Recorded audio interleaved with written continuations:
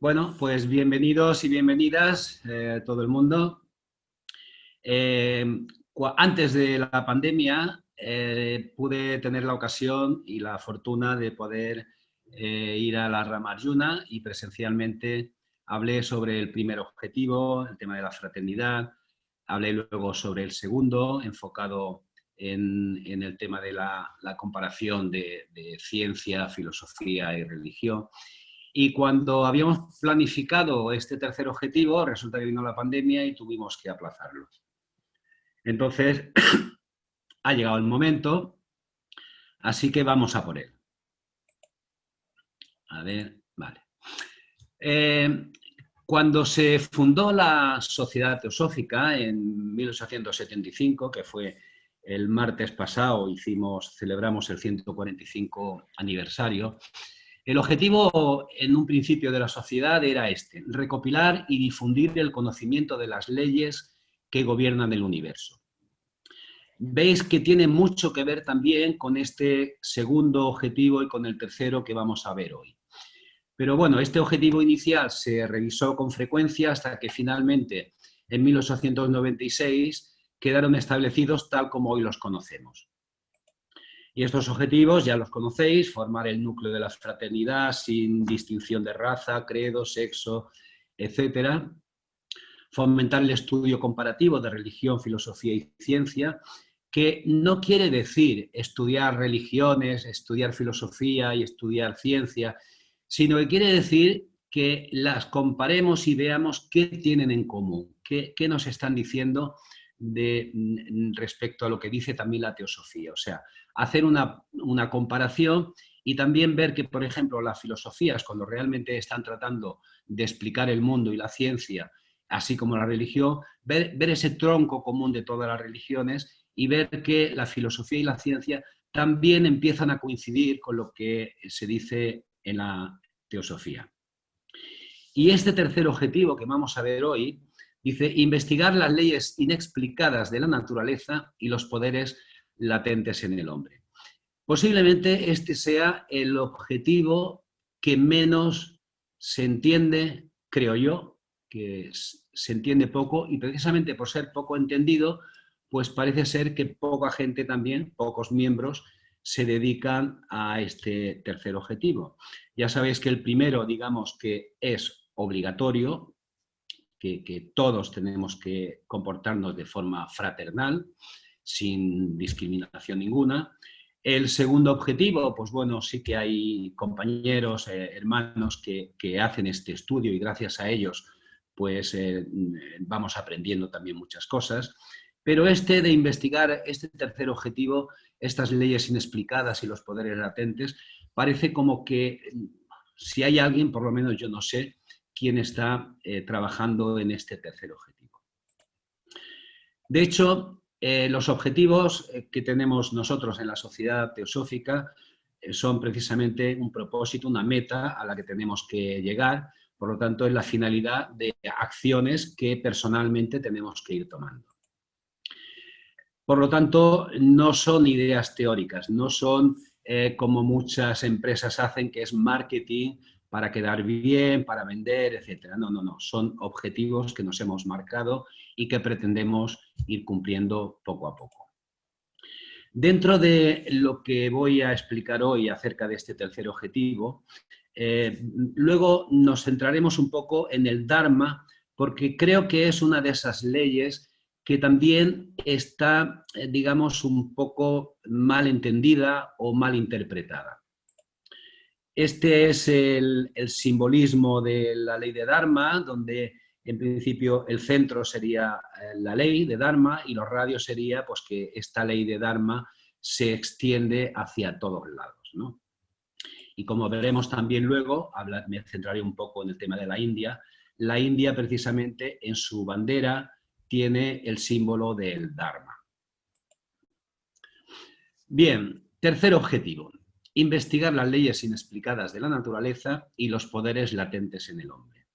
Esto último de los poderes latentes en el hombre, yo creo que mucha gente cuando no nos conoce a la Sociedad Teosófica y ve este tercer objetivo, se puede pensar que en la Sociedad Teosófica somos una escuela donde promocionamos o hacemos cursos para despertar estos poderes latentes que tenemos los seres humanos. Y todo lo contrario, precisamente la Sociedad Teosófica lo que insiste es que no hay que intentar despertar estos poderes, sino dejar que de forma natural estos poderes se vayan presentando a nosotros, vayan apareciendo en la medida que vamos evolucionando.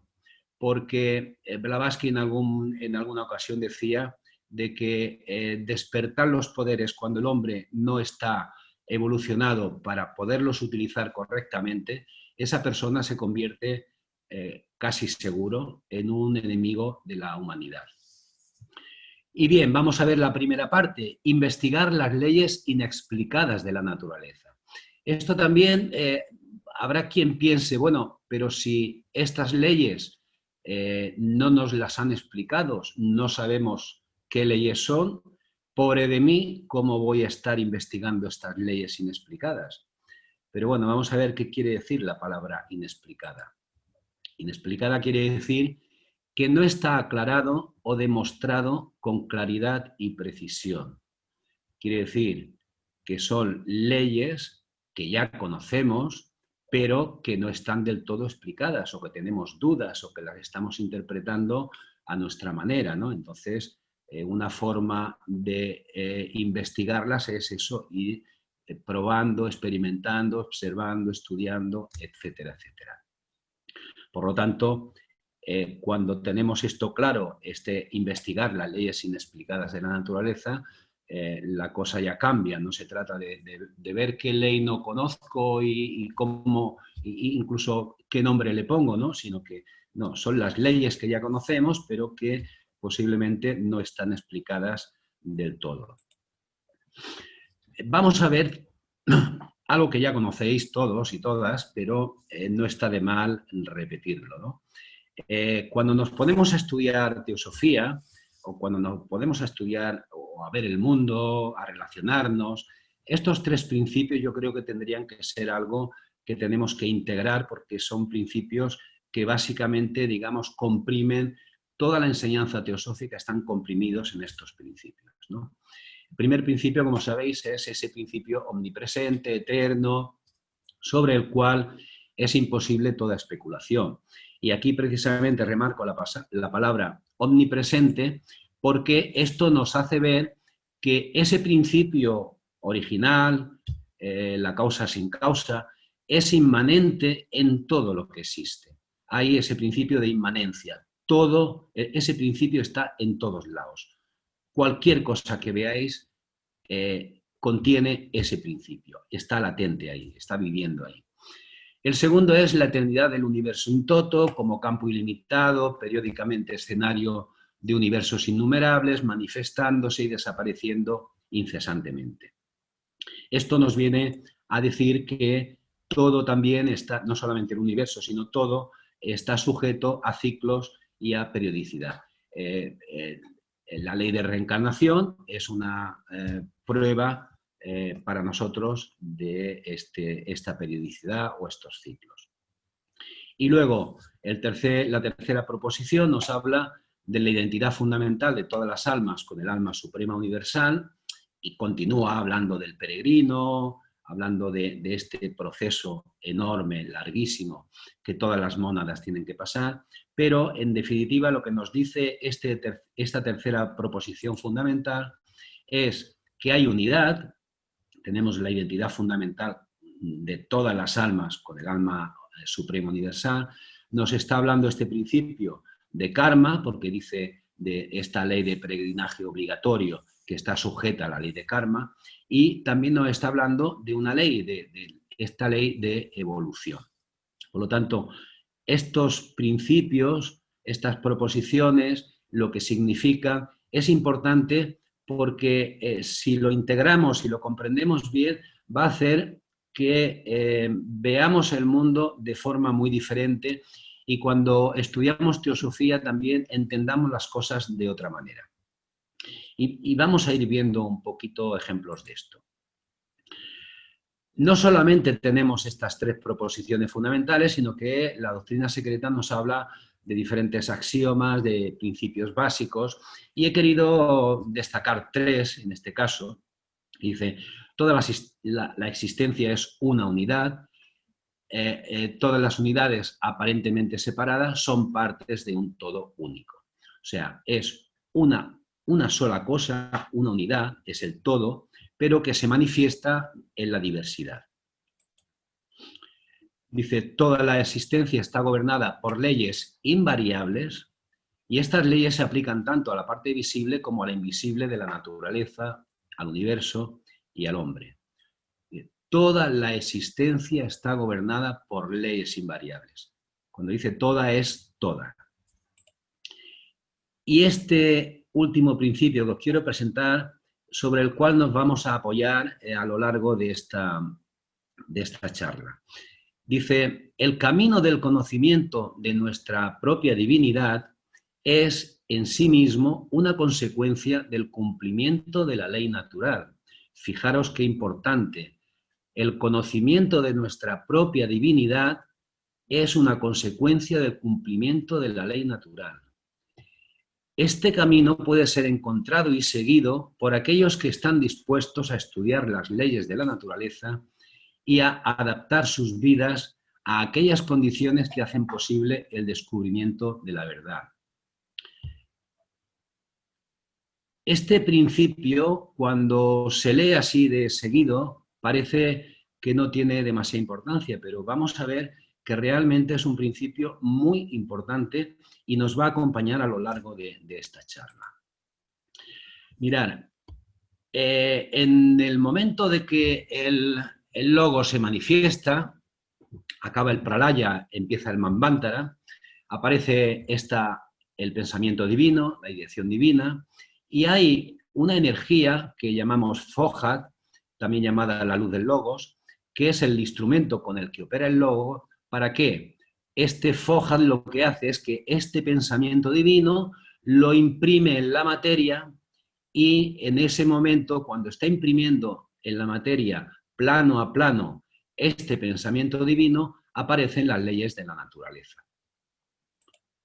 Imaginaros supuestamente el Big Bang, que cada vez es una teoría que muchos científicos están empezando a desechar y están aportando otras teorías, pero bueno, supongamos que aparece el universo, la ideación divina, el pensamiento divino, y Fohat es esta energía que conforme se van generando plano a plano de materia hasta llegar al físico, pues lo que hace es imprimir este pensamiento divino.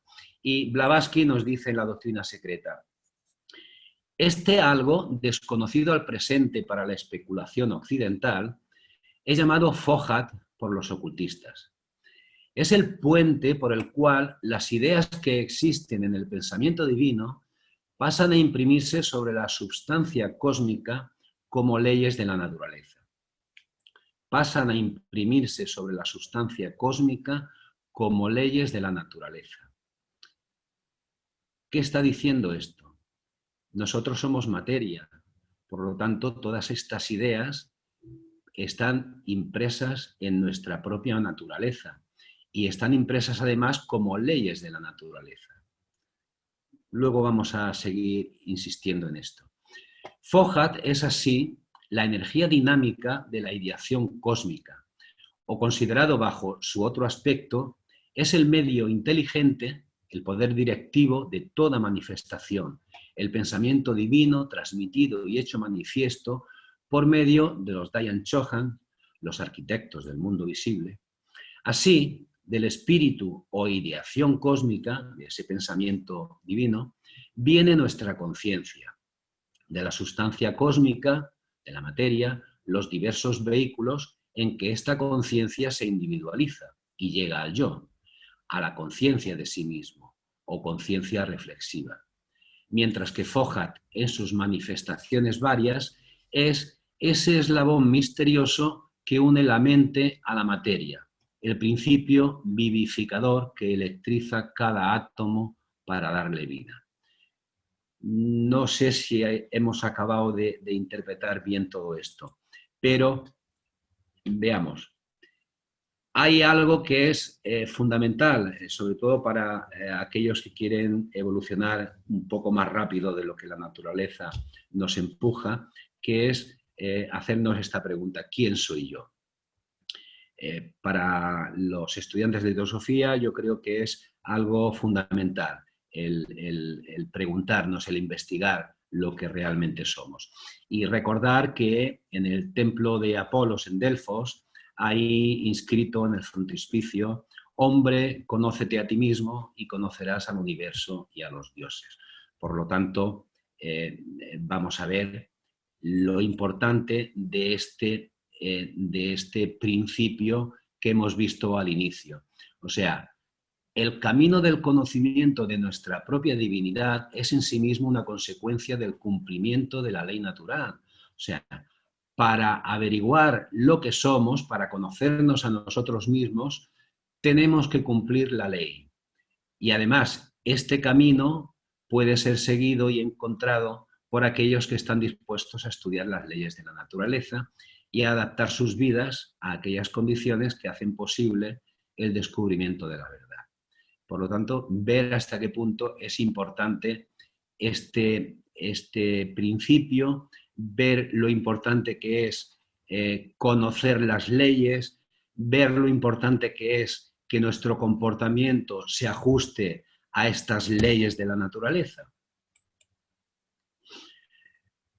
Todo, recordar que había aquel segundo principio que puse, que hablaba de que todo el universo está regido por leyes, ¿no? Todo está regido por leyes perfectas. Y cuando digo todo, es todo. Tras todo, hay alguna ley que lo rige. Y si lo pensamos, o sea, cómo crecen nuestras uñas, el proceso de la digestión, todo lo que funciona en este universo, todo lo que hay en este universo, se está rigiendo por leyes, leyes que son naturales, que están establecidas desde el inicio. Y esto no es una creencia, sino que las leyes se conocen por sus resultados, o sea, son algo que podemos verificar. Por ejemplo, la ley de karma es algo muy sencillo de verificar, no tanto cuando el efecto pasa de vida a vida, ¿no? Sino que en nuestra propia vida hay leyes que actúan, el efecto se consigue prácticamente de forma inmediata. Otras el efecto se consigue al cabo de unos días o de unos meses, pero podemos verificar que existe esta ley de karma. La ley de evolución, lo mismo, podemos ir verificando que hay una ley de evolución. Todo en el universo está en evolución. Y veis, por ejemplo, aquí he puesto un ejemplo de la ley de la gravedad. Hay unas fórmulas para ver los efectos de la gravedad, la fuerza de la gravedad, pero hay un efecto muy claro que todos conocemos, que es de que si caemos hay un proceso de aceleración, que es de 9,81 metros por segundo. Pero mucha gente desconoce estas fórmulas. Disculpad. Mucha gente desconoce las fórmulas de la ley de la gravedad, pero todos conocemos que existe la gravedad. Incluso los animales conocen que hay la gravedad y nos comportamos de forma adecuada, o sea, estamos cumpliendo con la ley de la gravedad. Nadie se tira de un quinto piso y si se tira además es porque precisamente conoce el efecto de la ley de la gravedad. Por lo tanto, ¿por qué no hacemos lo mismo con otras leyes que conocemos?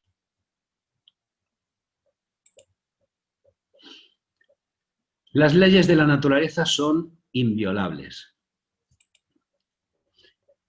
aunque hay leyes que parece que pudieran ser quebrantadas. No obstante, el resultado obtenido es consecuencia de ello. Las leyes de la naturaleza se cumplen sí o sí. No obstante, hay algunas leyes, por ejemplo, la ley de la gravedad, podríamos pensar que no funciona. Dice, los pájaros pesan más que el aire, sin embargo, vuelan. O un avión también vuela. No, lo que está ocurriendo es que se está aplicando otra ley que contrarresta la ley de la gravedad, que son las leyes de la aerodinámica. Y precisamente cuando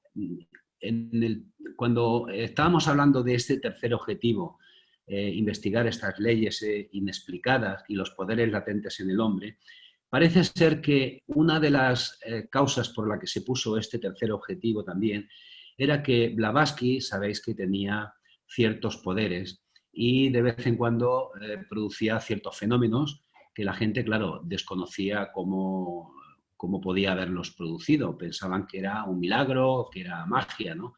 Y bueno, en la teosofía decimos que los milagros no existen, que cualquier cosa que parezca un milagro realmente es porque no sabemos qué leyes han intervenido para que aquello pudiera ocurrir. Por lo tanto, una forma también de descubrir lo que ocurre cuando nos puede parecer un milagro es cuando conocemos las leyes de la naturaleza, pues sabemos que eso ha ocurrido precisamente cumpliendo las leyes, igual que cuando un avión está volando es porque se ha aplicado una ley que ha contrarrestado la ley de la gravedad. Entonces, bueno, antes también, esto de que parece que pudieran ser quebrantadas, mirad, hay ocasiones que, por ejemplo, imaginaros que alguien tiene manía a otra persona y le hace alguna fechoría. En ese momento siente alegría porque dice, bueno, pues mira, que se fastidie, ¿no? Pero evidentemente el resultado ya le vendrá. O sea, la ley no puede ser quebrantada. La ley al final se hace que se cumpla. Nada es bueno o malo, sino neutro, perfecto y necesario. Por lo tanto, todo lo que ocurre en la naturaleza es consecuencia de los efectos de las leyes. Y estas leyes no producen, digamos, efectos ni buenos ni malos, sino efectos lógicos.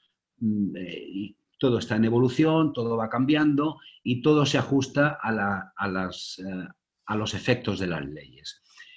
El concepto bueno o malo es un concepto puramente humano. El desconocimiento de las leyes y su rechazo, o sea, o no cumplirlas, son causa de sufrimiento. Y además el sufrimiento va a depender de la interpretación que damos a lo que sucede. Es decir, si nosotros cumplimos con las leyes de la naturaleza, en principio vamos a tener o satisfacción o por lo menos no tendremos sufrimiento. Otra cosa es el tema del dolor. Si nos caemos y nos hacemos daño, pues es inevitable. Pero el sufrimiento es otra cosa. El sufrimiento es algo psicológico que nosotros, digamos, llevamos con nosotros por algo que no nos gusta, por un dolor que nos hicimos y fíjate lo que me pasó, etcétera, etcétera. Cuando cumplimos con las leyes, recordar, el sufrimiento no tiene razón de ser. La gran ley del cosmos es la de equilibrio o armonía y su manifestación más evidente es la ley del karma, la ley que equilibra las causas con sus efectos. De esta ley de equilibrio, armonía, de karma, derivan todas las demás leyes de la naturaleza. O sea, todas las demás leyes de la naturaleza van, digamos, a favorecer que todo esto funcione. La ley de equilibrio, armonía, la ley de karma es como si fuera, digamos, la Constitución. Y el resto de leyes son esas leyes que tienen que estar de acuerdo con la ley de equilibrio y armonía. Y entonces, todas las leyes, evolución, periodicidad, la ley de gravedad, la ley física, la ley de correspondencia, la de polaridad, la de vibración, todas estas leyes tienen unas características que son inviolabilidad. Ya os digo, aunque parezca que en algún momento podemos evitarlas o podemos quebrantarlas. Tarde o temprano sus efectos vendrán a nosotros. Universalidad, o sea, no hay lugar donde se cumplan estas leyes y lugar donde no se cumplan. Son universales. Inmutabilidad, no cambian. Impersonalidad, no van a fastidiar a nadie, son impersonales. Tampoco hace falta que vayamos rezando, pidiendo, intentando obtener algún tipo de favor. Son absolutamente impersonales. Y una de sus características podemos decir que es amor-compasión, aunque este concepto de amor-compasión que le podemos atribuir a todas las leyes es un concepto humano de lo que la naturaleza es neutro. Pero como vemos que todas las leyes de alguna manera son benéficas, que empujan hacia lo bueno, lo bello, hacia la evolución, hacia el progreso, hacia la mejora, por eso como humanos le estamos dando una cualidad que realmente, ya os digo, son neutras, pero le damos la cualidad de amor y compasión. En definitiva, cuando conocemos todas las leyes, conocemos las leyes, y cuando nuestro comportamiento se ajusta a lo que marca la ley, obtenemos sabiduría. Y la sabiduría y el sufrimiento es como una balanza. En la medida que haya más sabiduría, el sufrimiento cada vez pesará menos. Cuanto menos sabiduría hay, pues el sufrimiento va a ser más grande. Las relaciones sociales, evidentemente, también se rigen por una serie de leyes. Y precisamente son estas leyes en las relaciones sociales las que mayor grado de satisfacción o sufrimiento nos ocasionan. Por lo tanto, yo os diría que en el tema de nuestras relaciones sociales es esa ley que más tendríamos que cuidar, porque sus efectos son, ya lo veis, o de satisfacción o de sufrimiento. Blavatsky nos dice: cada hombre es su absoluto legislador, dispensador de gloria o de obscuridad a sí mismo, aquel que decide de su propia vida, de su recompensa, de su castigo.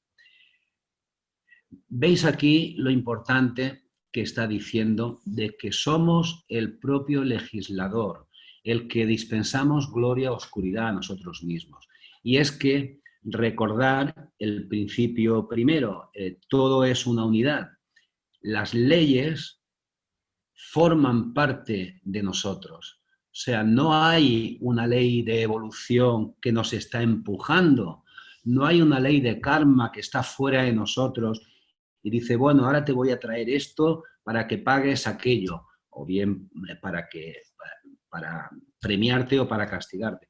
No, no, estas leyes forman parte de nuestra propia naturaleza. Somos nosotros los legisladores y los dispensadores de todo lo que nos ocurre. Cuando hablamos de unidad, hemos de tener claro de que todo es uno. Por lo tanto, cualquier cosa no la veamos como ajena a nosotros. Cuando hablamos de Fohat, no veamos que Fohat es una energía que hace esto y lo otro y nos imprime. No, no, es que nosotros también, Fohat está dentro nuestro.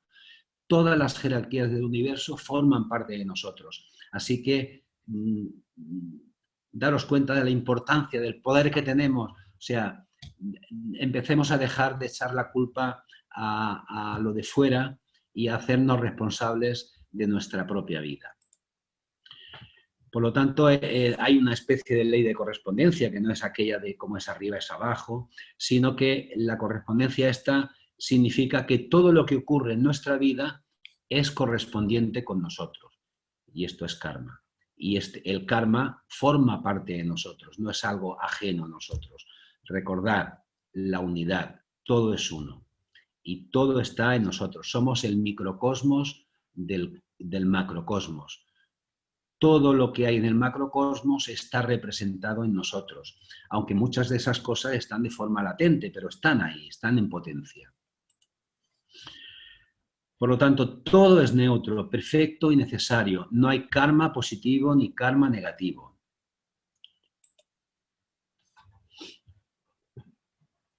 No hay nada bueno o malo. Ahora bien, nosotros estamos estudiando teosofía, estamos estudiando las leyes de la naturaleza, pero el simple conocimiento puede llevarnos a errores de interpretación. Puede llevarnos a indiferencia, resignación, desobediencia de la ley. Podemos interpretarla a nuestra manera, a nuestro propio entendimiento, y podemos, aun conociéndola, desobedecerla. En cambio, cuando hay sabiduría, la sabiduría lo que hace es que nos comportemos de acuerdo a la ley y además nos comportemos de forma natural, sin forzar. Cuando hay sabiduría, por lo tanto, hay acción correcta, hay comprensión, hay aceptación, respeto, amor, etcétera, etcétera. Porque la simple aceptación intelectual de alguna nueva enseñanza se convierte en otra creencia. Y eso no produce cambios importantes en nuestra vida. Hay que vivir la enseñanza en el pensar, en el sentir, hablar, actuar. Si no integramos lo que estamos aprendiendo, prácticamente eso no tiene ninguna importancia lo que estamos aprendiendo. Bien, vamos a ver, hemos dicho que tenemos que investigar estas leyes inexplicadas de la naturaleza. Quiere decir que no están aclaradas o demostradas con claridad y precisión. En la clave de la teosofía se nos dice, si bien ignoramos lo que karma es per se y lo que es su esencia, sabemos cómo opera y podemos definir y describir su modo de acción con exactitud. Solo ignoramos su causa última, precisamente como la filosofía moderna que admite que la causa última de las cosas es incognoscible. Karma es aquella ley invisible y desconocida que ajusta sabia, inteligente y equitativamente cada efecto a su causa, haciendo remontar ésta hasta su productor y, aunque incognoscible, su acción es perceptible. Tal vez la ley de karma sea la ley que los teósofos o los estudiantes de teosofía más conocemos. Y sin embargo, podemos ver en charlas, en conferencias, cuando estudiamos juntos, que cada uno de nosotros interpreta karma a su propia manera. Bueno, karma es lo que es, pero luego cada uno de nosotros la interpretamos a nuestra manera. O sea, quiere decir que de alguna manera esta es una ley inexplicada. La estamos interpretando como buenamente sabemos. Hasta que no la conozcamos del todo, no podremos decir karma es esto. Lo que hacemos es, bueno, hablar sobre el karma y hablamos seguramente de cosas que son muy parecidas a lo que es karma, pero bueno, pues karma es lo que es y nosotros lo único que estamos haciendo es, bueno, más o menos interpretando de alguna manera no solamente karma, sino la ley de evolución, la ley de periodicidad, etcétera, etcétera. Entonces, ¿cómo aclararlo? ¿Cómo investigar? ¿Cómo hacer este tercer objetivo? Que nos habla de investigar las leyes inexplicadas. Bueno, pues explorando, practicando, experimentando, etcétera, etcétera, etcétera.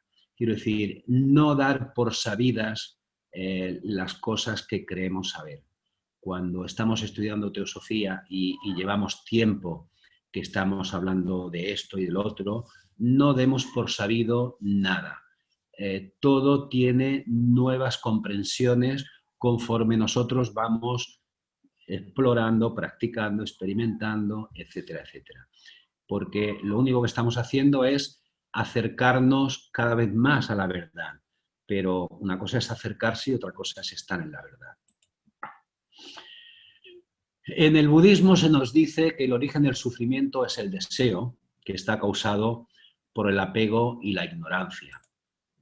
Los Yogasutras de Patanjali nos habla de las aflicciones de la mente, de los kleshas, y nos dice que la ignorancia es una de estas kleshas, que además es el origen y la causa de los otros 4 kleshas, del ego, del orgullo, etcétera, etcétera. O sea, nos está hablando también de ignorancia.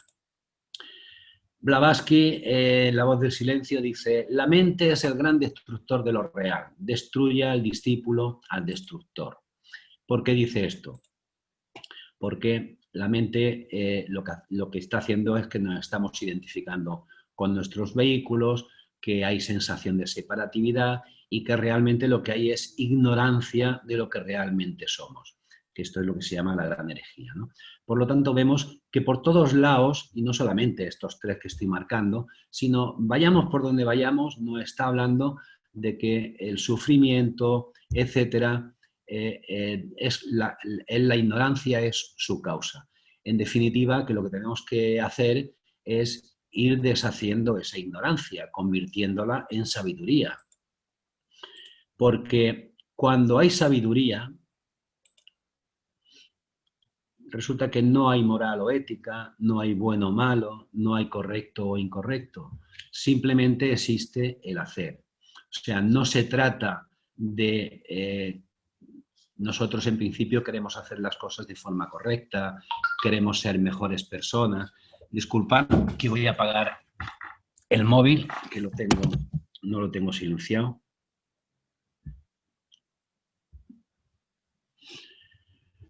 Intentamos hacer las cosas de la mejor forma posible, queremos ser mejores personas y por lo tanto a veces hacemos cosas que, bueno, van en la buena dirección, pero hay algo dentro nuestro que nos dice ir en otra dirección. Pero bueno, como queremos ser buenos, pues hacemos lo correcto. Pero cuando hay sabiduría, cuando se han integrado estas leyes de la naturaleza, cuando se integran estas enseñanzas, ya no hay el ser bueno, el hacer lo correcto. Simplemente ahí lo hago de forma natural, sin pensar si está bien, si está mal. Simplemente lo hago porque eso ya forma parte de mi naturaleza. Por lo tanto, ver lo importante que es ir abandonando esta ignorancia, ir haciendo como que no conocemos las leyes. Aunque no las entendamos del todo, pero las conocemos. Bien, vamos a pasar ahora al tema del Dharma. Veis que en nuestro emblema, cuando dice no hay religión más elevada que la verdad, de hecho está incluyendo la palabra Dharma. Y aquí vemos la bandera de la India, que tiene también el símbolo del Dharma. Y me voy a apoyar en un librito que escribió de unas charlas que dio Annie Besant, que se titula precisamente así, se titula Dharma. Y dice Annie Besant, al nacer sucesivamente las naciones sobre la tierra, Dios da a cada una palabra especial, la palabra que debe decir al mundo, la palabra particular que viene de lo eterno y que cada una debe pronunciar. Echando una ojeada a la historia de las naciones, podemos sentir resonar esta palabra, saliendo de la boca colectiva del pueblo, pronunciada en sus actos, contribución de este pueblo a la humanidad ideal y perfecta. Para el antiguo Egipto la palabra fue religión, para la Persia la palabra fue pureza, para la Caldea la palabra fue ciencia, para la Grecia fue belleza, para Roma la ley, para la India, en fin, la mayor de todas. El Eterno da una palabra que resume todas las demás, la palabra Dharma. He aquí lo que la India debe decir al mundo. Parece muy bonito, muy bello al leer esto, pero la India sí ha dado una palabra muy bella al mundo, la palabra Dharma, la ley de Dharma, pero luego vamos a ver cómo la India se aplica la palabra Dharma. Besant nos sigue diciendo, Dharma, a esta palabra se le han dado numerosos significados, tales como ley, religión, justicia, deber, piedad, condición, atributo, cualidad o propiedad esencial, que es sobre lo que nosotros nos vamos a centrar en este rato. Dharma, la ley sagrada.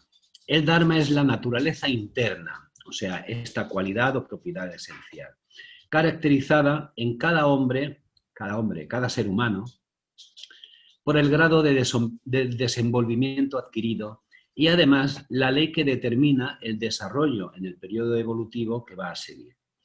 Esta naturaleza interna, puesta por karma en el nacimiento físico en un medio favorable para su desarrollo, es lo que modela la vida exterior, que se expresa por medio de pensamientos, palabras y acciones. ¿Está suficientemente explicada esta ley de Dharma? Las leyes del Dharma vienen fundamentalmente en la India de un par de libros. El primero sería estas leyes de Manu, que son las enseñanzas del Dharma a los hijos de Manu. Y en estas leyes, digamos, se consolida el tema de las castas. Hay 3 castas, los brahmanes, los kshatriyas o guerreros y los vaisyas o comerciantes, agricultores, ganaderos. Estos son, digamos, la raza aria. Luego están los no arios, que serían los sudras, los sirvientes, y luego están los que ya, como si no fueran seres humanos, están los intocables. Manu es el primer hombre, según la mitología hindú, del cual proceden los seres humanos. Todos procederíamos de Manu. Y precisamente la palabra humanos viene también de Manu, y mente, manas, también viene de Manu. El texto, aquí en las leyes de Manu, ya advierte. Dice, Manu ocupa el primer lugar entre los legisladores, porque ha expresado en su código el entero sentido del Veda, de los Vedas, que es digamos, los libros sagrados del hinduismo. Dice, ningún código está aprobado cuando contradice el sentido de una ley promulgada por Manu. O sea, quiere decir, lo que contiene este libro de Manu va a misa. Está sancionado por Manu, está sancionado por los dioses y nada se puede oponer a lo que dice Manu.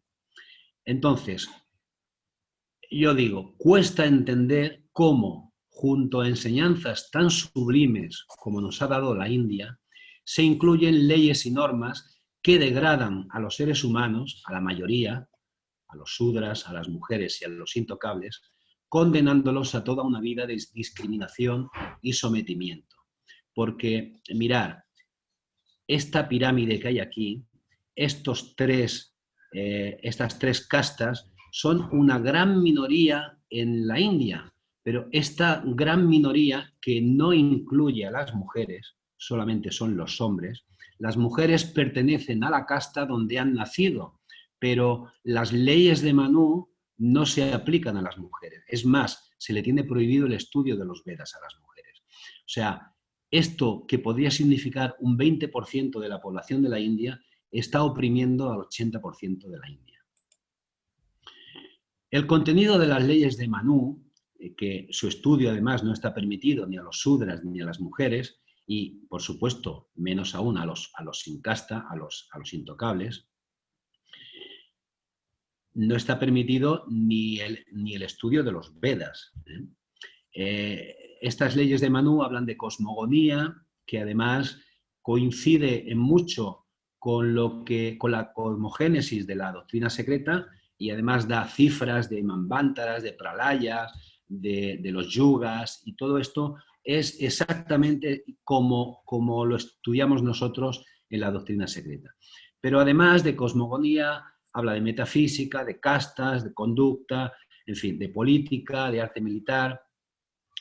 Maquiavelo era un aprendiz comparado con el Manu, cuando habla de las reglas de la política y del arte militar. En fin, también habla de transmigraciones. En este tema de las transmigraciones no hay coincidencia en absoluto con lo que dice la teosofía. Y otro texto fundamental para entender el Dharma tal como lo entienden en la India es el Mahabharata. Y en concreto, todos seguramente conocéis el Bhagavad Gita, pero el Bhagavad Gita es un trozo muy pequeño del Mahabharata. Y de hecho, el texto del Bhagavad Gita es solamente cuando Arjuna dice que no quiere pelear y Krishna le empieza a hablar del Dharma, le empieza a hablar del karma yoga, del bhakti yoga, etcétera, etcétera, y ahí acaba el Bhagavad Gita. Pero luego empieza la guerra y el Mahabharata continúa, y durante la guerra entre los Pandavas y los Kauravas, hay un personaje que es muy importante en todo el Mahabharata, que es Bhisma, que muere, bueno, es herido de muerte, pero tiene él la facultad de morir en el momento que él vea propicio, cuando él desee. Y espera hasta que acabe la guerra, y cuando finalmente acaba la guerra, los 5 hermanos Pandava, o sea, los Arjuna y sus hermanos, van a verle. Bhisma peleaba en el bando contrario, pero era amigo de Arjuna y de todos los Pandavas. Y antes de morir, pues van a verle, y Bhisma les habla sobre el Dharma, les puso los deberes de los reyes y de los vasallos. O sea, estos 2 libros, el Mahabharata y las leyes de Manu, son los libros que, digamos, más extensamente están hablando y, digamos, lo que consolida lo que es la enseñanza del Dharma en la India. En un pasaje del Bhagavad Gita, Krishna le dice a Arjuna: lo que para uno es bueno, para otro es malo, y viceversa. La moralidad es una cosa individual. Depende del Dharma del hombre que actúa y no de lo que a veces se llama el bien y el mal absolutos. Nada hay absoluto en un universo sometido a condiciones variables. El bien y el mal son relativos y deben ser juzgados relativamente al individuo y a sus deberes. Por eso, el más grande de todos los maestros, Manu, ha dicho con respecto al Dharma, y esto nos guiará en nuestra errante marcha, o sea, Manu dijo en el libro de Manu, dice: más vale el Dharma propio, aún desprovisto de mérito, que el Dharma de otro, aunque se cumpla bien. Bien, vamos a seguir apoyándonos en el libro de Anivesa, que dice: metafísicamente, Dharma está inmanente en la raíz misma del universo y es la causa donde se sustentan todas las leyes, el orden y la armonía del universo. Dharma está detrás del mantenimiento del orden de lo cósmico, el curso de los astros, los sistemas solares y las galaxias, y del orden de la naturaleza, el ciclo de las estaciones que regulan las cosechas y todos los ciclos que rigen los procesos de la vida. Digamos que de alguna manera Dharma está impreso en cada una de las cosas que forman el universo y hace que se comporte de forma que se ajuste a su propia naturaleza. Éticamente, el Dharma se manifiesta como rectitud moral, conducta virtuosa, cumplimiento del deber, y socialmente es el sostén de la justicia o el orden social.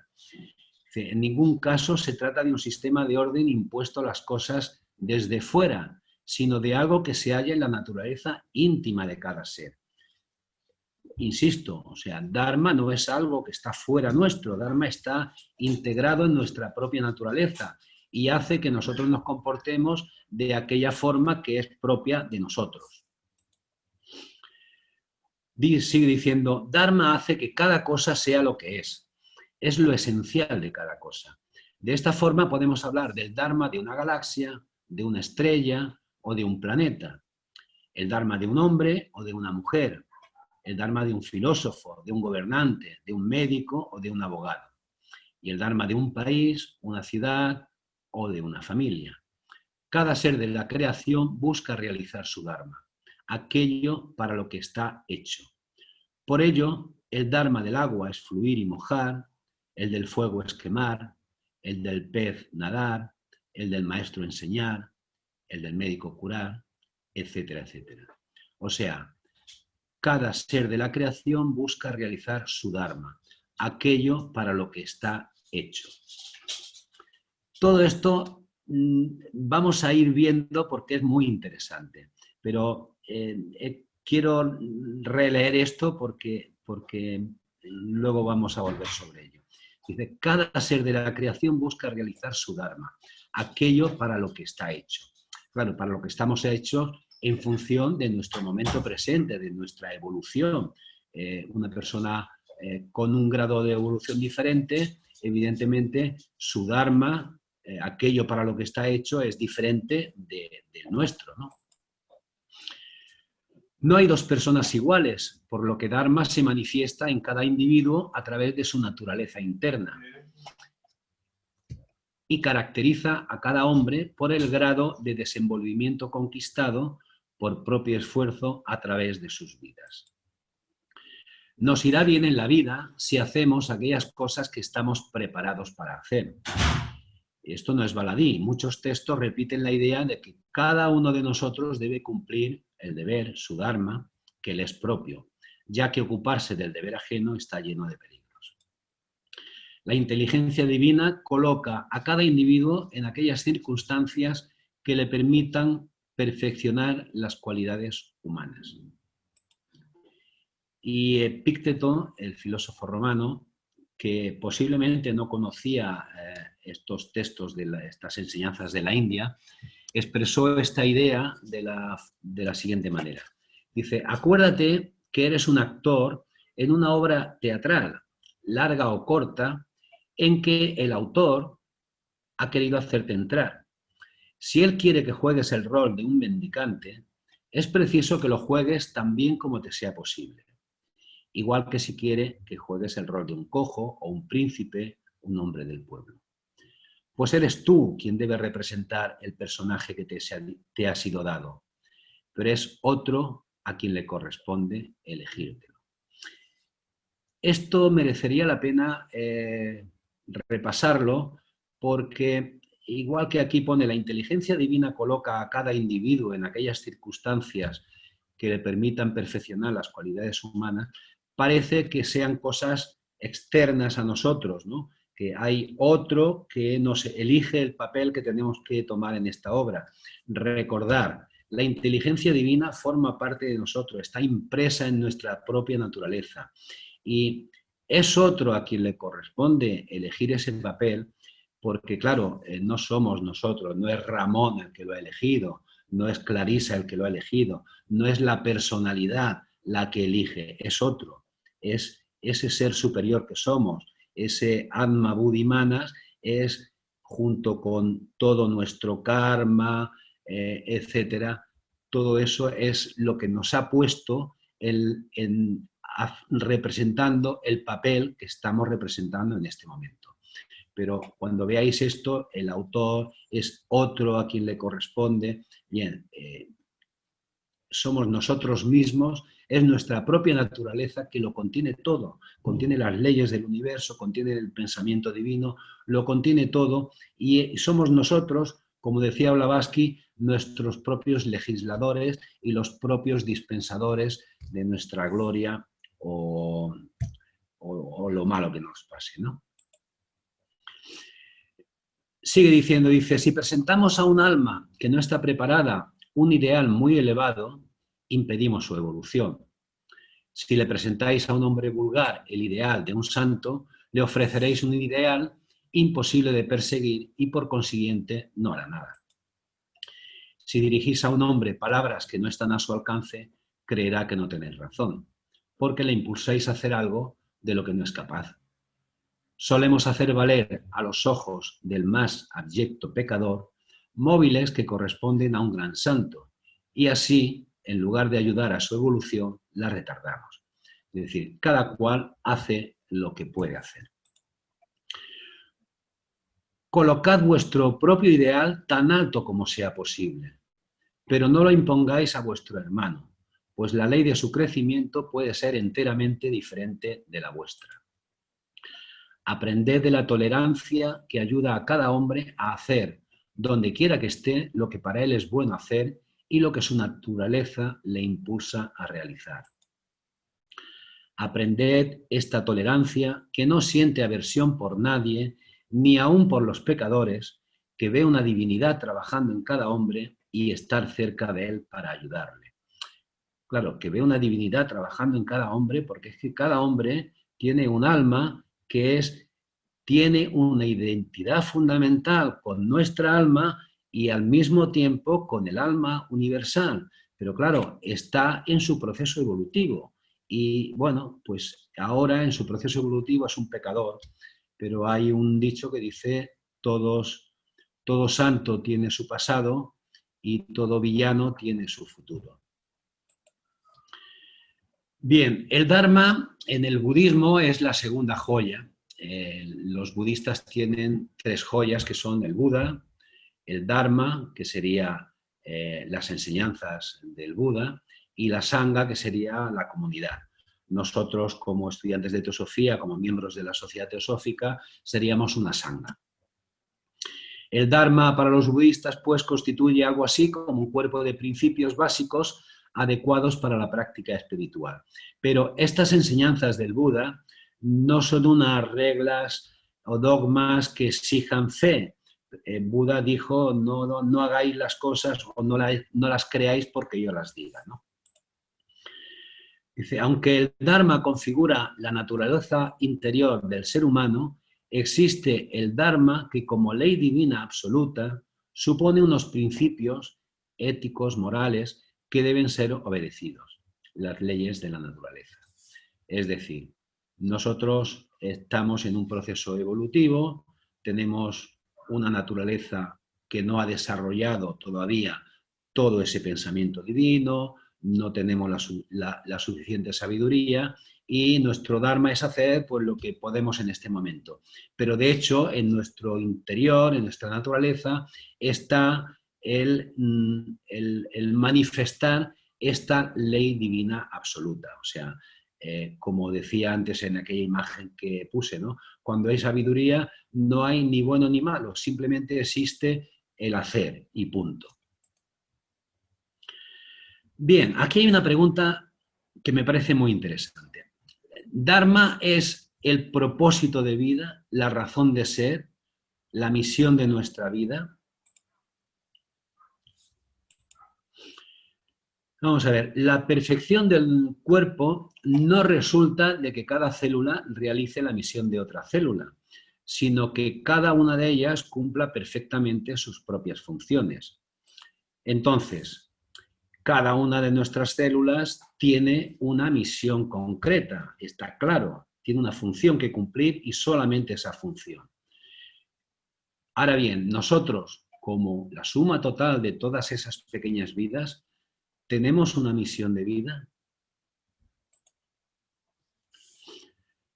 Nuestro objetivo inmediato no sería aquello que es lo mejor en sí, lo más elevado, sino aquello que es lo mejor según el grado actualmente alcanzado por nosotros, aquello que nos haga subir al siguiente escalón.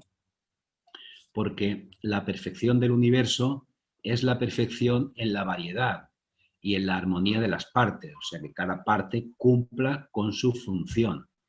Comprendido esto, empezamos a ver que el universo no podría alcanzar la perfección sin que cada parte juegue su papel especial y desenvuelva de una manera completa la parte de vida que le es propia, es decir, interpretar lo mejor posible el papel que hemos de interpretar en función de la existencia.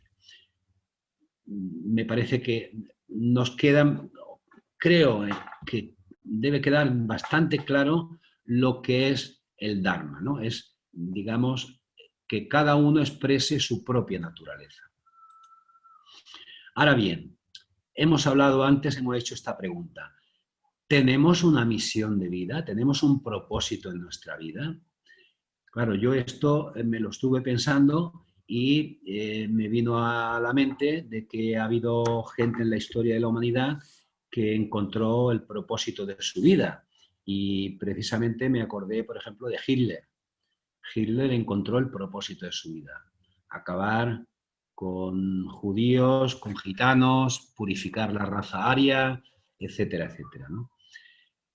Bien, yo creo que nuestro propósito de vida tiene que ser un propósito general, que no quiere decir dedicarnos solamente a eso, que ese propósito general que deberíamos tener, digamos, todos los seres humanos, porque somos los únicos en la naturaleza, los únicos seres en la naturaleza que pueden hacerlo, es intentar ser mejores, intentar seguir aprendiendo, amar, intentar colaborar con la ley de la evolución, ir evolucionando algo más rápido de lo que de forma natural lo haríamos, pero no solamente esto, ¿no? Sino de que normalmente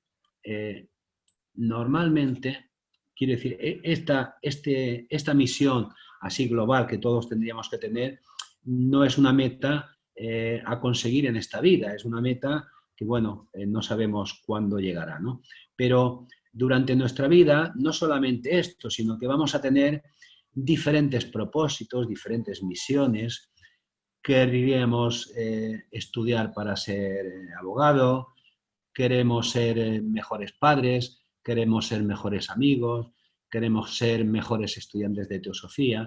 Nos vamos poniendo diversos propósitos que tienen que ver mucho con el tiempo. Es decir, quiero hacer tal cosa, me pongo a estudiar y, bueno, sé que, bueno, voy a ir a conseguirlo. Algunos de estos propósitos no voy a llegar a conseguirlos porque no podré, otros los abandonaré a medio camino porque me parece que ya no es importante y lo cambio por otro, pero vamos a ver que durante toda esta vida que vamos a tener, hay un momento que es el único que realmente existe, que es el presente. Imaginar que esta línea es el presente. Y en este momento nosotros tenemos varios propósitos que queremos alcanzar, pero en este momento que se va desplazando, no desplazando, lo único que está ocurriendo es que este presente lo único que hace es que cambia, va cambiando y ese cambio en el ahora es lo que nos da una percepción de tiempo, pero el tiempo en realidad no existe, lo único que existe es una hora, no existe otra cosa. Este ahora va cambiando y la pregunta sería, ¿qué hacemos en el ahora? ¿Estamos en el ahora o estamos yéndonos hacia atrás, hacia adelante, pensando esto, estoy aquí pero me estoy acordando de no sé qué, o estoy proyectando no sé cuánto? Y cuando nos ponemos a hacer algo, estamos pensando, me voy a poner a estudiar teosofía porque quiero ser mejor estudiante de teosofía y todavía lo que me queda, me voy a poner a estudiar para aprender o me voy a poner a aprender en este momento disfrutando de lo que estoy haciendo. O sea, ¿utilizamos el ahora como un medio para conseguir algo o lo estamos utilizando como un fin en sí mismo? Si lo estamos utilizando como un medio, de alguna manera no estamos en el presente y de alguna manera no lo estamos disfrutando. Vamos a ponernos a estudiar, cuando queremos ser mejor padres, pues cuando tengamos a nuestros hijos la ocasión de prestarles toda la atención posible, o sea, disfrutar de cada momento. Cada momento tiene que ser un fin en sí mismo y no un medio pensando en algo que queremos conseguir. Hay una frase de Rumi que dice, el sufí es el hijo del instante. Oh amigo, decir mañana no es propio de la senda interior, porque no hay un mañana, solamente existe el ahora. Aquí tengo un vídeo que dura 6 minutos, a ver, son las 7, sí, nos da tiempo, y habla de lo que os he estado comentando y me gustaría que pusierais atención en lo que dice. Disculpa. Tengo entendido que en un momento de tu vida decides hacer unos viajes a Japón y en estos viajes a Japón encontraste una filosofía de vida que luego has dado a conocer en todo el mundo. ¿Qué es el Ikigai? Sí, el Ikigai es la palabra que descubrimos en nuestro trabajo de campo en Okinawa. De hecho, Héctor García y yo íbamos buscando cosas sobre alimentación, sobre estilo de vida, relaciones, ejercicio físico, que era lo que nosotros sabíamos un poco de la cultura de Okinawa, que ya es muy conocida porque es una zona azul muy potente, la número 1. De hecho, zona azul es aquel lugar donde se vive mucho más que en el resto del mundo porque se dan unas condiciones. Entonces, eso surgió al empezar a entrevistar centenarios. Les preguntamos, ¿qué es lo que te impulsa cada día para levantarte de la cama? ¿Cómo es que puedes tener tanta energía? ¿Por qué tienes tantas ganas de vivir?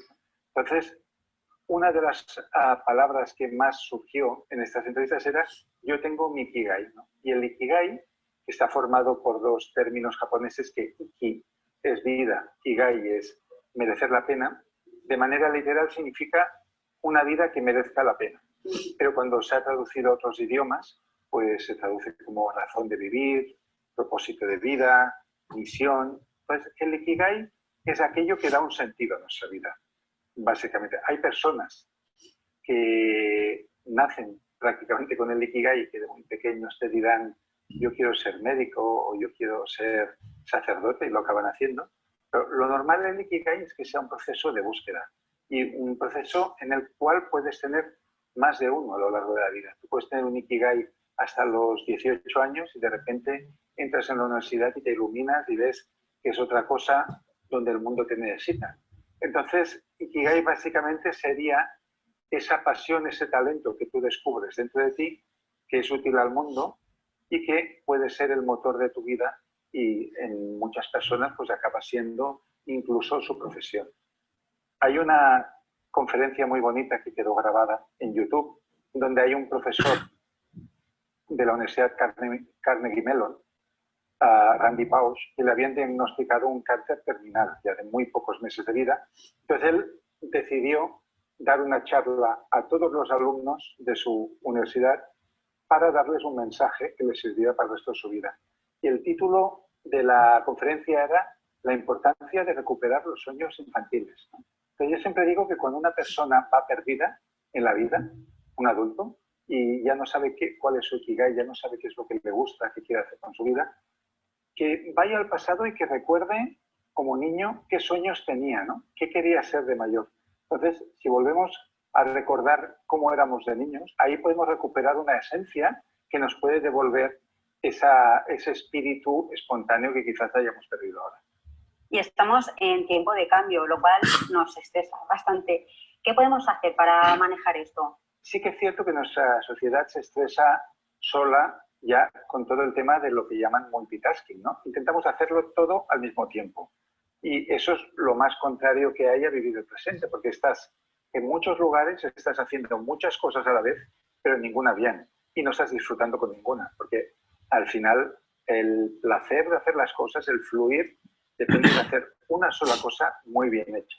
Aquí los japoneses nuevamente tienen un concepto muy bonito que nos puede inspirar para salir de esa furia de hacer tantas cosas al mismo tiempo y de preocuparnos por el pasado y por el futuro y por intentarlo hacer todo también, que es Ichigo Ichie.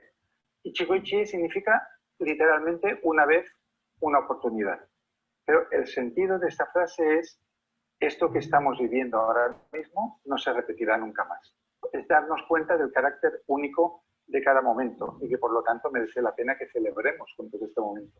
Y esto lo introdujo uno de los primeros maestros de té hace ya 4 siglos, que escribió como un protocolo de cómo tenía que ser una ceremonia del té.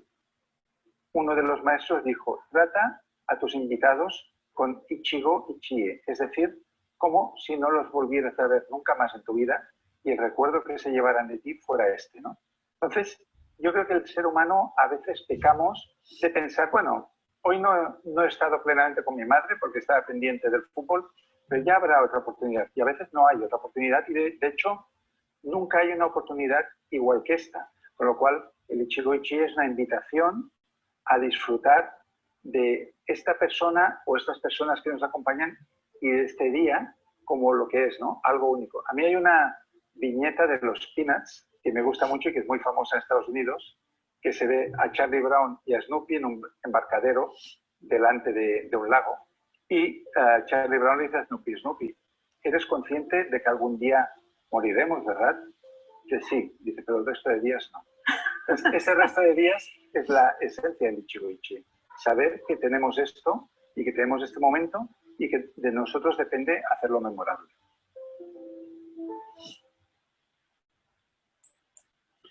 Bueno, me parece que queda claro, ¿no?, que tenemos que hacer que cada momento sea memorable, tenemos que mirar de vivir más en el presente, en el ahora, ¿no?, el poder del ahora, el milagro del ahora.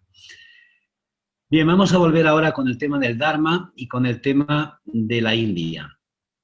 Veis aquí que hay estas 3 castas que son las que dominan la India, los brahmanes, los que son los sacerdotes, los que interpretan los Vedas, los guerreros y los comerciantes, ganaderos, etc. Luego están los Sudras y los intocables. Como os he dicho antes, todas las leyes de Manu que están hablando del Dharma, o sea, de la función de cada una de estas castas, se está refiriendo a los hombres. Cuando habla de la mujer ya veréis lo que ocurre. De alguna manera, cuando está diciendo las funciones de cada una de las castas, lo que está determinando es, en función de dónde vas a nacer, vas a tener un Dharma. Es decir, tu Dharma va a ser este. Y digo, la India lleva 4.000 años, desde la invasión de la India por los arios, 4.000 años de despotismo, de esclavitud, de tiranía, opresión, discriminación. Y vamos a ver ahora unas pocas leyes de Manu, porque si las hubiera recogido todas las que me hacían revolver el estómago, no podría. Pero bueno, veamos unas pocas y con esto ya prácticamente acabaremos. Dice, cuando está hablando en el libro primero de la creación del mundo, primero hace una especie de cosmogénesis, que ya os digo que es muy parecida a la que tenemos en la doctrina secreta, y dice, para la conservación de esta creación entera, el ser soberanamente glorioso, Brahma, asignó ocupaciones diferentes a las criaturas que habían salido de su boca, de su brazo, de su muslo y de su pie. O sea, de su boca salieron los brahmanes, y son los que pueden explicar los Vedas. De su brazo nacieron los kshatriyas, los guerreros. De su muslo nacieron los vaisyas, los comerciantes, agricultores, ganaderos. Y de su pie nacieron los sudras, los siervos. Los intocables no nacieron de Brahma, no, parece que no son seres humanos en la India. Dice, dio en dote a los brahmanes el estudio y enseñanza de los Vedas, el cumplimiento del sacrificio, la dirección de los sacrificios ofrecidos por otros y el derecho de dar y el de recibir. Impuso a los guerreros proteger al pueblo, hacer la caridad, sacrificar, leer los libros sagrados y no abandonarse a placeres de los sentidos. Cuidar los ganados, dar limosna, sacrificar, estudiar los libros santos, hacer el comercio, prestar a rédito, labrar la tierra, son las funciones del Vaishya.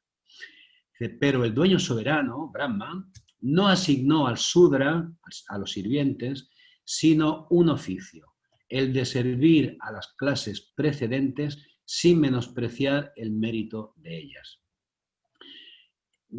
Todo esto es a grosso modo, pero luego va detallando, pero hasta la última acción prácticamente de cada una de estas castas, de lo que tienen y lo que no tienen que hacer. Y luego en el libro noveno, que habla de las leyes civiles y criminales, deberes de la clase comerciante y de la clase servil, está hablando aquí de los sudras, de la clase servil, y está incluyendo a las mujeres. Dice, día y noche las mujeres deben estar mantenidas por sus protectores en estado de dependencia y deben estar sometidas a la autoridad de las personas de quienes dependen cuando tienen muy grande inclinación a los placeres inocentes y legítimos. Una mujer estaba bajo la guarda de su padre durante su infancia, bajo la de su marido durante su juventud, bajo la guarda de sus hijos durante su vejez, y nunca debe conducirse a su capricho. Sigue, la mujer debe tratarse sobre todo de asegurar a las mujeres contra las malas inclinaciones, aún las más ligeras. Si las mujeres no estuvieran vigiladas, harían la desgracia de dos familias. Que los maridos, por débiles que sean, considerando que es una ley suprema para todas las clases, tengan sumo cuidado de velar por la conducta de sus mujeres. Una mujer da siempre a luz a un hijo dotado de las mismas cualidades que el que lo ha engendrado, por lo que a fin de asegurar la pureza de su prole, un marido debe siempre cuidar con el mayor celo a su mujer. O sea, una mujer da a luz un hijo dotado de las cualidades del padre. Las cualidades de la madre parece que no existan, ¿no? O sea, aquí, durante todo el libro también, las leyes estas tienen mucho cuidado de que las tres castas superiores, si quieren, no está bien, pero es que si quieren podrían tener una mujer de una casta inferior. Ah, pero cuidado, como un hombre de casta inferior tenga una mujer de casta más elevada, que lo llama matrimonio invertido, bueno, esto es el infierno definitivo y sin posibilidad de cambio. Sigue, dice, una mujer no puede liberarse de la autoridad de su esposo ni por venta ni por abandono. Recordar que Manu avisa en el texto de que él es el primer legislador y de que todo lo que se contradiga a estas leyes no sirve. Una mujer estéril debe ser reemplazada al 8º año. Aquella a quien se le han muerto todos los hijos, al 10º. La que no da a luz sino hijas, al 11º. La que habla con acritud, inmediatamente. Bueno, ¿quién demuestra que habla con acritud? A un joven distinguido, de exterior agradable y de la misma clase, es a quien debe un padre dar a su hija en matrimonio, según la ley, aunque ella no haya llegado a la edad de 8 años, en la que se la debe casar. Un hombre de 30 años debe casarse con una moza de 12 años, que le plazca. Un hombre de 24 con una moza de 8. Si ha terminado, o sea, si antes de los 24 años o cuando haya terminado su noviciado, debe casarse pronto para que no se retarde el cumplimiento de sus deberes de dueño de casa. Claro, de 24 con 8, de 30 con una de 12. Se le está ordenado a un sudra el casarse con una mujer de su clase y no de otra. Y bueno, en caso de que hubiera un hijo que combinara a un sudra con una clase superior, terrible lo que dice Manu. Sigue, dice, el hijo a quien un brahman engendra por lujuria, uniéndose a una mujer de la clase servil, aunque goza de la vida, es como un cadáver, por lo que se le llama cadáver vivo. O sea, el hijo del brahman, de esta forma, bueno, pues se le llama un cadáver vivo, pero al brahman no le pasa nada. Ahora, si esto ocurriera al revés, si fuera una mujer brahman que tiene un hijo de un sudra, bueno, ni os leo lo que dice. Una obediencia ciega a las órdenes de los brahmanes versados en el conocimiento de los santos libros, dueños de casa y renombrados por su virtud, es el principal deber de un sudra y le trae felicidad después de su muerte. O sea, si quieres felicidad después de tu muerte, una obediencia ciega, sobre todo a los brahmanes. Dice, un sudra puro de espíritu y de cuerpo, sometido a la voluntad de las clases superiores, dulce en su hablar, exento de arrogancia y apegado principalmente a los brahmanes, obtiene un nacimiento más elevado. Esto sería como si allí en Sudáfrica, cuando había el apartheid, se le dijera, oye, negritos, portaros bien, ser buenos sirvientes de los blancos y en la próxima reencarnación naceréis como blancos. Bien, no sigo con los libros de Manu porque de verdad que son terribles, pero recordar que lo que está haciendo el libro de Manu es definir claramente, en función del nacimiento, perteneces a una u otra casta. Cuando no perteneces a una casta no eres un ser humano, o sea, los intocables es que hasta se les puede matar prácticamente sin que pase nada, como si mataras a un animal. Hasta la sombra de un intocable, por eso no se les deja pasar a las ciudades a partir de determinada hora, cuando el sol se inclina, porque su sombra es mucho más alargada. O sea, a los intocables, bueno, es terrible. Y esto está ocurriendo en la India actualmente.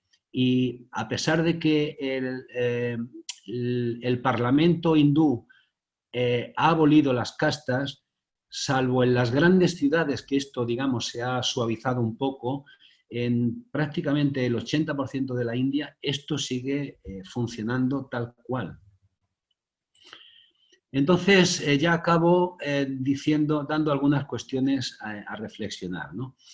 Por ejemplo, en el Bhagavad Gita, que se supone que se escribió en esta época, aunque de hecho el culto a Krishna se remonta al año 3000 más o menos antes de Cristo, y es en esa época, sobre el año 3000, cuando se supone que tuvo lugar la batalla que se describe en el Mahabharata, en el Bhagavad Gita. Y es precisamente aquí cuando se inicia el Kali Yuga, que es la época que estamos viviendo ahora, se llama la época de la riña, en fin, la peor época de todas las que ha vivido antes la humanidad. Es en el Bhagavad Gita, en el Mahabharata y las leyes de Manu donde se desarrollan las enseñanzas del Dharma y donde se establece el tema de las castas. Por eso, recordando lo que decía Nivesan cuando decía cada nación tiene una palabra que dar al mundo. Sí, sí, la ley del Dharma es una ley preciosa, muy bonita, ya hemos hablado de ella, que es nuestra naturaleza interna y el expresar cada uno pues lo que somos. Pero claro, en la India dices, un Sudra no puede tener las cualidades para convertirse en una persona científica o en un sacerdote. Bueno, es que no puede leer los Vedas, están condenados al analfabetismo. O sea, condena por nacimiento a que tu función en la vida va a ser esta o la otra. Bien, en el Bhagavad Gita vemos que se está hablando de una guerra, pero la enseñanza esotérica del Bhagavad Gita, como ya sabéis todos, es precisamente la batalla interna de nosotros entre nuestras tendencias hacia lo bueno, hacia lo malo, a cumplir la ley o no cumplirla, etc., ¿no? Posterior a la época de Krishna, posterior a la época esta que se habla del Bhagavad Gita, donde se consolida las enseñanzas del Dharma y se consolida el tema de las castas, posteriormente a esta época aparece Buda. Buda estuvo en contra de las castas y nos habla del abandono de los deseos, del noble óptuple sendero. Platón nos habla de bondad, de belleza, virtud, verdad. Patanjali nos habla de las abstenciones y las observancias, o sea, de comportamientos correctos. Jesús nos habla del amor. Sankaracharya, en el año 788, nos habla de la no dualidad, de que todo es uno.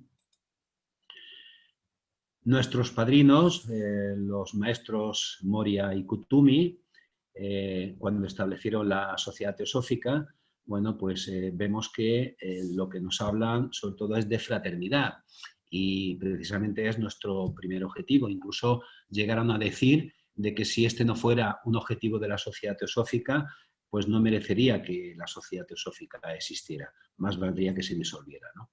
Entonces, después de Krishna, después de este Dharma tal como se expresa en las leyes de Manu, aparece todo esto de aquí, todas estas enseñanzas, y mi pregunta es, imaginad hoy a Arjuna, guiado por Jesús, no por Krishna, en una batalla parecida. ¿Qué le diría Jesús a Arjuna cuando éste se niega a luchar? Porque las enseñanzas del Bhagavad Gita son maravillosas. Cuando nos está hablando del alma, cuando nos habla del karma yoga, del bhakti yoga, maravilloso. Pero hay un momento en que le está hablando a Arjuna del Dharma y le está diciendo, oye Arjuna, tú eres de la casta guerrera, por lo tanto tu misión es pelear y tienes que ir a por ellos y a matarlos. Y tanto da que allí enfrente están tus maestros, tus primos, tus amigos, da igual, hay una batalla y tu misión es ir a matarlos. O sea, yo no la voy a responder, la pregunta esta, pero preguntaros qué le diría Jesús a Arjuna en ese momento. Y por otro lado, ya para acabar, si volvéis a leer el Bhagavad Gita o los que no lo hayáis leído, es un libro que merece la pena, es precioso, pero solemos leer el Bhagavad Gita identificándonos con Arjuna, con el discípulo que escucha a Krishna, que es el maestro, que le está diciendo lo que tiene y lo que no tiene que hacer, le está enseñando, dando las instrucciones acerca de lo que es el alma, le está hablando del karma yoga, etc. Leerlo pensando no que vosotros sois Arjuna, pensando que vosotros sois Krishna y sois los que estáis instruyendo a Arjuna. Bien, amigos y amigas, pues de momento hasta aquí hemos llegado.